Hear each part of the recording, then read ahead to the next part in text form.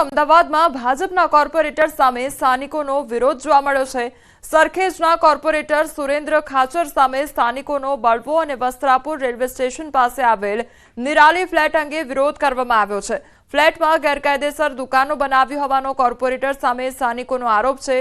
Corporator redevelopment ન થવા દેતા હોવાનો પણ સ્થાનિકોએ આરોપ લગાવ્યો છે।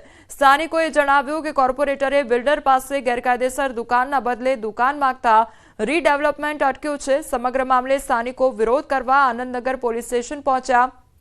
બીજી તરફ લાગેલા આક્ષેપો પર કોર્પોરેટરે બચવા કરતા કહ્યું કે બિલ્ડર લોકોને ઉશ્કેરવાનું કામ કરે છે। માટે એમણે અમારી સાથે ગમે એવું વર્તન કર્યું, અમે ચલાવ્યું, અમે 5 વર્ષથી એમની દુકાનો ચલાવ્યા દઈએ છીએ, પણ હવે જ્યારે અમે નવા ઘર બનાવવા માંગીએ છીએ એટલે અમે એવું કહીએ છીએ કે હવે બસ, હવે અમારેથી સહન નહીં થાય। રોજ કોઈના ઘરે પોપડા પડતા જ હોય છે, તો એમ છે કે આના ઘરે પડ્યું, એક દી આના ઘરે પડ્યું, બધા એમ વાત કરે કે આ બચી ગયા, અમે બચી ગયા, તમે બચી ગયા, એવી વાતો થાય છે।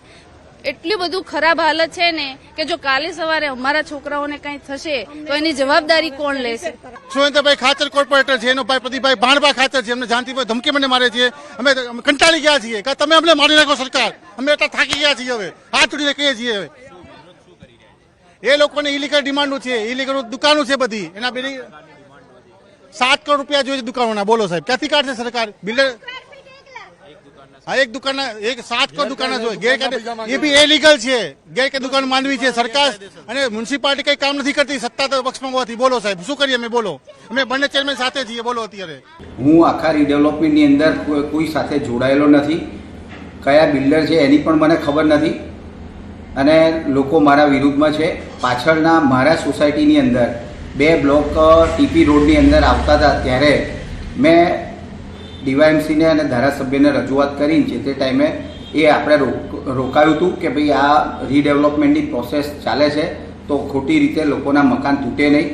એ સોસાયટીના બહેનો અને ઉશ્કેરીને અને આ લોકો લઈ ગયા છે। બિલ્ડર એની અંદર સામેલ છે અને બિલ્ડર ખોટી રીતે આ ગુમરાહ કરી રહ્યો છે આખા પિક્ચરને।